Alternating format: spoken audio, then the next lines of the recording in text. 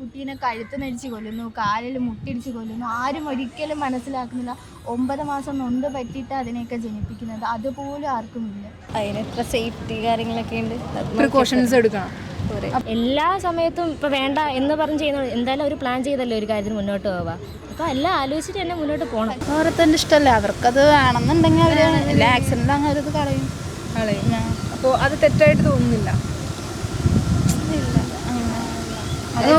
പാരന്റിങ്ങിന് ഇതില്ലാണ്ട് പിന്നെ ആ കുട്ടീനെ ജനിപ്പിച്ചിട്ട് പക്ഷെ അപ്പോൾ ആ പ്രോസസ്സിലേക്ക് കടക്കാതിരുന്നാൽ പോരെ, അതല്ലേ ബെറ്റർ ഓപ്ഷൻ. എത്രയൊക്കെ പറഞ്ഞാലും ഒരു അബോർഷനിലൂടെ ഇല്ലാതാകുന്നത് ഒരു ജീവൻ തന്നെയല്ലേ, അത് വിവാഹത്തിന് മുമ്പാണെങ്കിലും ശേഷമാണെങ്കിലും. കാര്യം ഇന്ത്യയിൽ ലീഗൽ റൈറ്റ് ഒക്കെ ഉണ്ടെങ്കിലും ആളുകളുടെ മോറൽ വാല്യൂ അനുസരിച്ച് അത് തെറ്റാണോ ശരിയാണോ എന്നതിനെക്കുറിച്ച് നമുക്കൊന്ന് ചോദിച്ചാലോ. അബോർഷൻ ലീഗലായിട്ടുള്ളൊരു കാര്യമാണ് നമ്മുടെ നാട്ടിൽ, ഒരിക്കലും ഒരു ലീഗലായിട്ടുള്ള കാര്യമില്ല. ബട്ട് അപ്പാർട്ട് ഫ്രം ദാറ്റ് അതിനൊരു മോറൽ സൈഡില്ലേ?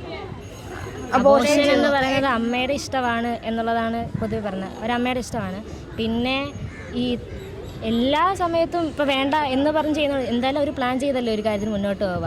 അപ്പോൾ എല്ലാം ആലോചിച്ചിട്ട് തന്നെ മുന്നോട്ട് പോകണം. പക്ഷേ പലർക്കും എത്രയോ വർഷം കുഞ്ഞുങ്ങൾ കിട്ടാത്തവരുണ്ട്, അതുകൊണ്ട് ആദ്യം മനസ്സിലാക്കണം. നമ്മളിപ്പോൾ കുട്ടീനെ കഴുത്ത് നെരിച്ച് കൊല്ലുന്നു, കാലിൽ മുട്ടിടിച്ച് കൊല്ലുന്നു. ആരും ഒരിക്കലും മനസ്സിലാക്കുന്നില്ല 9 മാസം നൊന്ത് പറ്റിയിട്ട് അതിനെയൊക്കെ ജനിപ്പിക്കുന്നത്. അതുപോലും ആർക്കുമില്ല. അങ്ങനത്തെ ഒരു ഫീലിങ്സ് ഒന്നും ഇന്നത്തെ കാലത്ത് ഇല്ല ആർക്കും.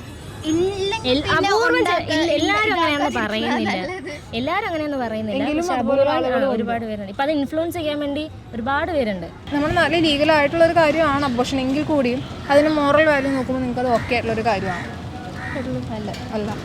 അത് മാരേജിന് മുമ്പാണെങ്കിലും മാരേജിന് ശേഷമാണെങ്കിലും അതിനെത്ര സേഫ്റ്റി കാര്യങ്ങളൊക്കെ ഉണ്ട്, പ്രിക്കോഷൻസ് എടുക്കണം. അതിപ്പം ഓരോ ആൾക്കാരുടെ ഇഷ്ടമാണ്. അബോർട്ട് ചെയ്യണോ നിങ്ങളുടെ ഒരു പെർസ്പെക്റ്റീവിൽ എന്താണ് നിങ്ങൾക്ക് തോന്നുന്നത്?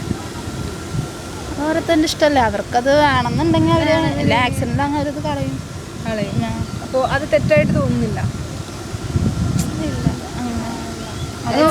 പാരന്റിങ്ങിന് ഇതില്ലാണ്ട് പിന്നെ ആ കുട്ടീനെ ജനിപ്പിച്ചിട്ട് പക്ഷെ അപ്പോൾ ആ പ്രോസസ്സിലേക്ക് കടക്കാതിരുന്നാൽ പോരെ, അതല്ലേ ബെറ്റർ ഓപ്ഷൻ.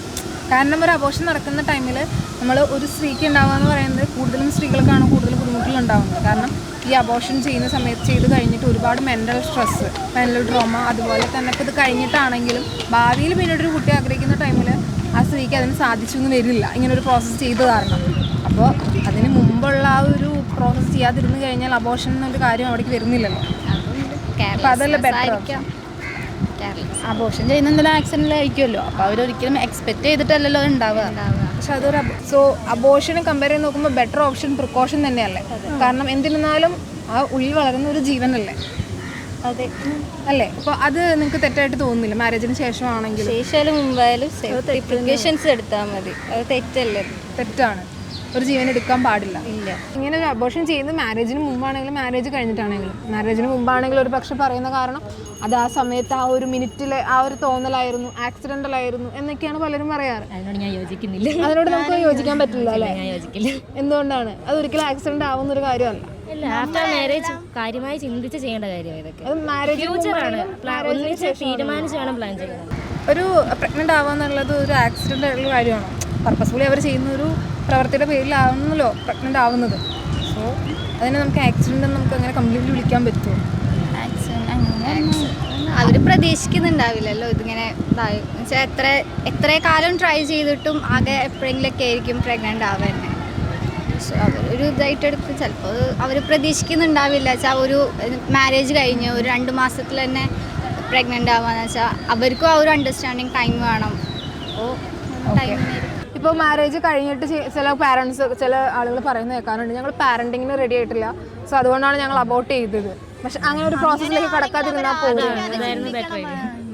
അത് ആദ്യമേ ചെയ്യേണ്ട കാര്യമാണ്. നമ്മൾ എന്തായാലും ലൈഫ് തുടങ്ങുമ്പോൾ പ്ലാനഡ് ആയിട്ടായിരിക്കും. അപ്പോൾ ആ പ്ലാനിൽ തന്നെ മുന്നോട്ട് പോകണം.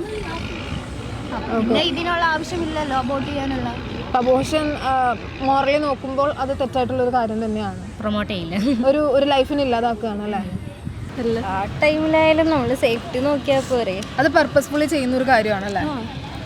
ചിലപ്പോൾ അതിനെക്കുറിച്ച് അറിയാൻ പാടില്ലാത്തതുകൊണ്ടായിരിക്കും. പിള്ളേരല്ലേ പിള്ളേരുകളാണ് കൂടുതൽ ഇപ്പം അങ്ങനത്തെ പോകുന്നത്.